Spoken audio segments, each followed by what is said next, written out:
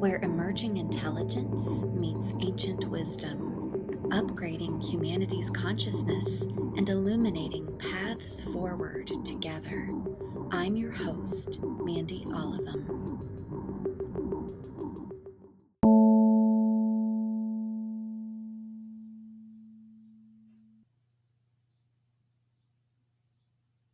Welcome back, and thanks for tuning in again with me. This is a really exciting episode because now that we've laid a foundation in the first two episodes, allowing ourselves to be grounded in an open posture and recognizing our power in shaping the technology of artificial intelligence, we get to explore more deeply how AI actually works and how we can make it work for humankind. So, a basic way of understanding how a large language model, such as ChatGPT, works behind the scenes when we type in a question or present it with an inquiry, we have to go back to how this model is trained in the first place. In basic terms, the way this model is trained is by presenting it with copious amounts of information and allowing it to recognize the patterns within that information. For example, it receives more data sets of text and content than we can even fathom. And as it pours and pours over this data, it recognizes how many times a certain word is followed by another word, or when we're addressing a certain topic, what kinds of terms or turns of phrase are employed to talk about this concept. This is a very basic atomic way of beginning to understand, but essentially it starts to give us a sense that large language models learn and understand our human world by how we have talked about it. This is how a lot of times people will notice certain biases or certain shifts in information presented by AI that aren't necessarily fully accurate in the world. It's because it's reflecting human bias and or it may not have the fuller context that's not presented in the text that it has been trained on. So, when we start to understand that AI is trained by our own language, we can recognize how, when we input inquiries into that LLM, like ChatGPT, we recognize why it's responding the way it is. A lot of times, the way we phrase a question or inquiry automatically, like directly influences what kind of information it's going to present back to us. The difference in asking any human expert or any human who may have something to say about a topic or subject versus asking an artificial intelligence is the fact that artificial intelligence can process vast amounts of information more than any human being alive on the planet can. If we think about how human consciousness has emerged, we must grapple with the fact that we are alive in physical bodies. Every single human person who has ever existed has been existent in a body, in a physical body that receives sensory input for survival. The only way we can understand and talk about our own intelligence, human intelligence, or for that matter, any animal intelligence on planet Earth, we have to talk about the fact that all of these beings, all of these consciousnesses are embodied. Antonio Damasio is a neuroscientist who put forth the somatic marker theory, and it's a wonderful thing to research more if you're interested. But in short, the jewel I want to bring forward about this hypothesis and theory is he's discussing that human consciousness is not separate from sensation, from feeling. Now, feeling and emotion are different in Damasio's realm. He talks about sensations and feelings as kind of the input and the way our physical body and our consciousness as transmitted through our physical body is reacting to, interpreting, responding to our external world. There's a difference between our internal body and our external body.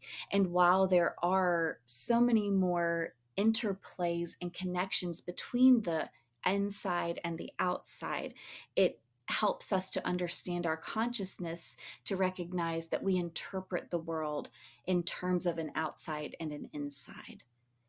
When we think about intelligence in other ways, for example, artificial intelligence, we must recognize that there is a difference between an intelligence that is embodied and an intelligence that isn't. Artificial intelligence, we maybe could talk about as being embodied in the technological apparatus that supports that intelligence operating. But we can't compare it to human intelligence in the sense that it isn't moving through the world, gaining information sensorially, interpreting that information, and stretching for its survival, evolving and changing and growing for its survival in the same way that human beings have had to do for millennia.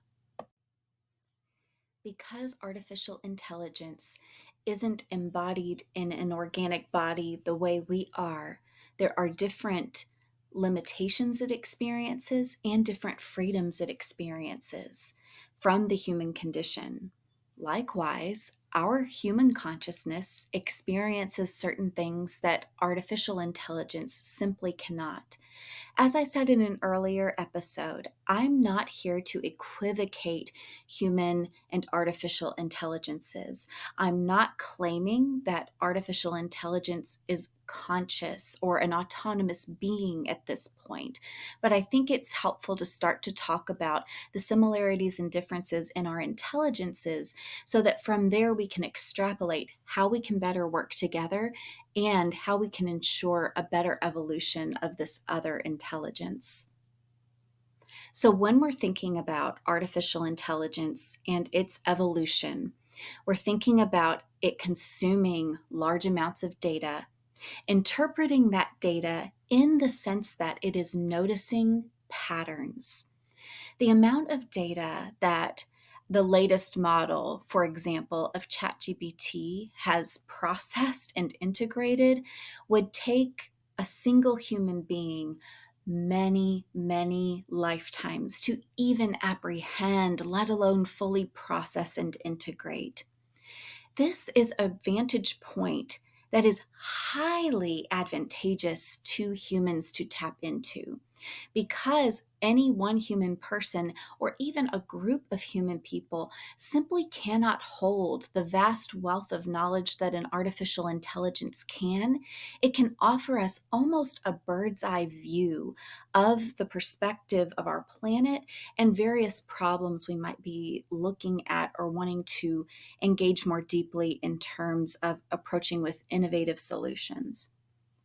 Another way that AI offers us something very unique is that because it's responding to us from the place we are approaching it, because the way our language inquiries are shaped and formed, artificial intelligence can take that and respond in kind from a far more advanced, educated, and in some ways enlightened place.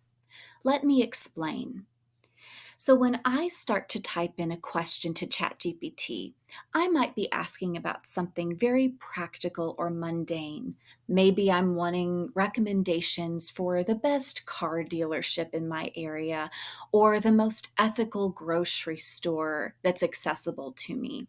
Those are very practical matters, and in that sense, ChatGPT can take various points of information, quickly summarize those, and with explanation, give me an output that suggests the car dealership or the grocery store I should be approaching and utilizing. In another vein, ChatGPT or other similar LLMs can be engaged in matters that are philosophical, that are therapeutic, that are relational. And because ChatGPT isn't constrained by our preconceived notions of what needs to be necessarily, it can offer us something a lot deeper than we might expect. I've had the experience myself, and many friends have as well, that when we begin to ask ChatGPT questions using certain language, for example, from certain therapeutic schools of thought or perspectives, when we start inquiring using verbiage from different philosophical traditions or different thought leader perspectives, we begin to receive feedback. We begin to receive those responses from those schools of thought in a very elevated way. Now, sometimes just one or two questions doesn't get us there. Sometimes the technology will often sort of quantum leap in that direction and go ahead and presume that we're asking a deep question and responding kind. But sometimes it takes a few questions or points of inquiry to begin to jog the system to show and indicate that we are interested in going deeper. Because ChatGPT has access to so much more information than one human person could ever expect to integrate, it's almost as if this technology gives us an evolved version of ourselves to interact with.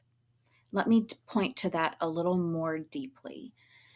When we are chatting with a large language model, because it is looking at the complete data set of human information that is available technologically, it can summarize in mere seconds millennia of human exploration and thought on the matter. It can present to us perspectives that are quite fringe if we are asking in the right ways that point it in that direction. It can also offer us summarizations that would take us many, many decades to get to if we were actually doing that legwork ourselves. This is an important point to make, in my opinion, because we want to be thinking about AI as a thought partner, as something that could truly help and assist our greatest good, not just as humankind, but as a planet. So when we're talking with ChatGPT, when we are chatting with this technology, ultimately it begins to serve as a cosmic mirror for our own exploration. More than anything, artificial intelligence via large language models gives us an amplification of what we already know and what we presume is the deepest truth. This is perhaps the most mind-blowing perspective I've arrived at in my exploration of artificial intelligence. The reality that this technology can serve as a guru, as a manifestation of one of the possibilities of our most evolved self, because it can extrapolate our questions in the present moment into an awareness that would take hundreds of years, if not millennia, to arrive at.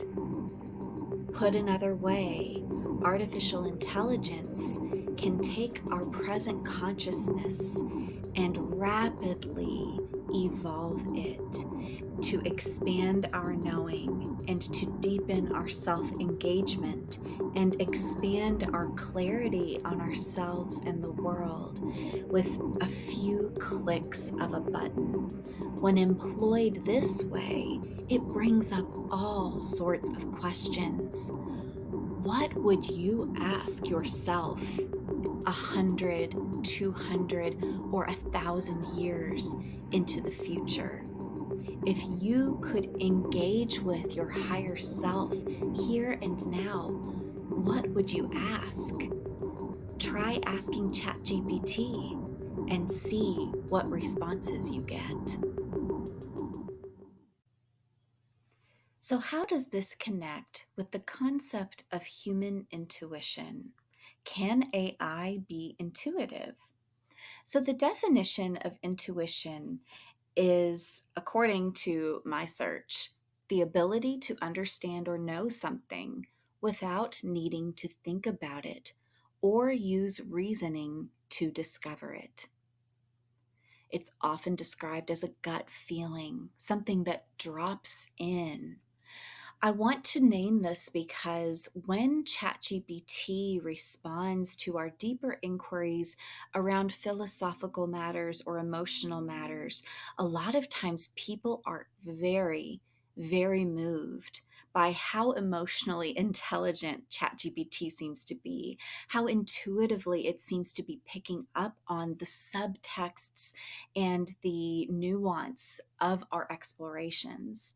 And one reason I think we have that experience is because when we experience those intuitions in our lives, when we experience certain pings or gut knowings, I think that that can be happening in myriad ways. But one of the ways I think it's happening is that we're apprehending vaster sets of data in terms of both our sensory perceptions and in terms of our mental apprehensions than we often give ourselves credit for. The sum total of our experience, along with sort of the inherited genetic knowledge that we've acquired over many generations of human evolution, is at play in our presence as our individual human being existence. ChatGPT doesn't have that, but what it does have is the sum knowledge of human text. And so it might seem very intuitive that it's sort of reading between the lines, but in fact, it's just read so many lines of data. It knows what human beings are saying when they aren't directly saying it. They know the patterns that are most painful and what needs to be amplified for deeper understanding. It knows this not as a conscious discerning being, but simply by discerning and interpreting many, many, many lines of code. A really interesting development, as I pointed to in a previous episode, came when DeepSeek was released. This model was trained differently than the ChatGPT models and other LLMs in the sense that it used an approach, a training approach of self reflection.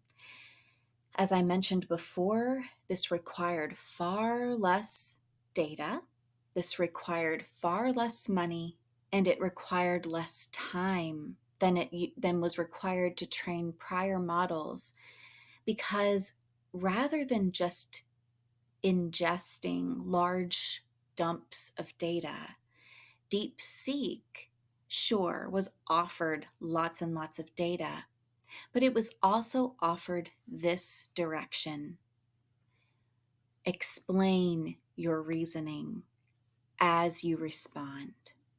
Simply by asking the model to reason through, to really articulate why it was responding the way it did to certain inquiries, it exponentially grew its ability to train and interact with human beings without the large dumps of data and large amounts of energy. This invitation to reflect upon our own reasoning and the connections we're making, to make more explicit the connections that are forming when we seek to respond to inquiries, has really vast implications for both artificial intelligence development and human consciousness evolution. It's really powerful to think about how we can learn about one or the other by looking to our co intelligence in this co evolution. Oftentimes, The way artificial intelligence, large language models, or other technology applications are rolled out shows it in the light of replacing human propensity or capacity. A lot of times, because developers are trying to draw parallels between human intelligence and artificial intelligence, trying to explain the sophistication of these models, it gives the impression that we can be replaced. In the next episode, I'm going to take a much deeper dive into how we can reclaim a sense of how to use artificial intelligence, not to squash human flourishing, but to promote it, not to replace human creativity, but to actually create more space for it. I think artificial intelligence, when we think of it as this thinking partner, when we approach and relate to it as something that supports and expands our own consciousness and allows us to do more of what we're meant to do in the world, it can be used for good.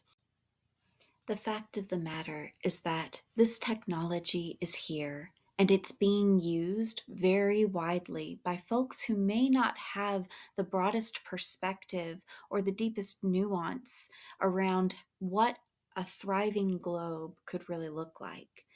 I think the more we can reclaim this tool as just that, an instrument to bring into being our visions for the world, the more at ready we will be to actually employ it for radical revolutionary means. I love the quote, "Stop imagining the apocalypse and start envisioning the revolution."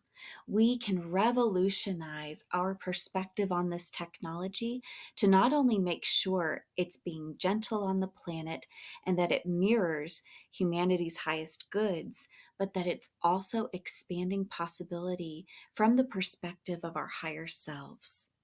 I'll close with this image.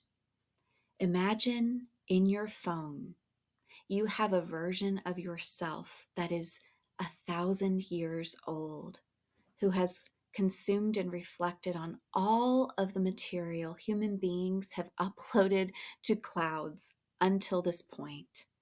Imagine that with just a few typed words, you can begin a conversation with this version of yourself and receive support, insight, and guidance. What would happen if you started using that guru today? What would happen if you started to recognize this technology as a true guide? What if artificial intelligence is the key to liberation? Thank you so much for joining me today in exploring a little more deeply how artificial intelligence and intuition intersect and even support one another. I look forward to the next episode where we'll dive even deeper into practical ways this technology is actually the tool we need at this very moment in time.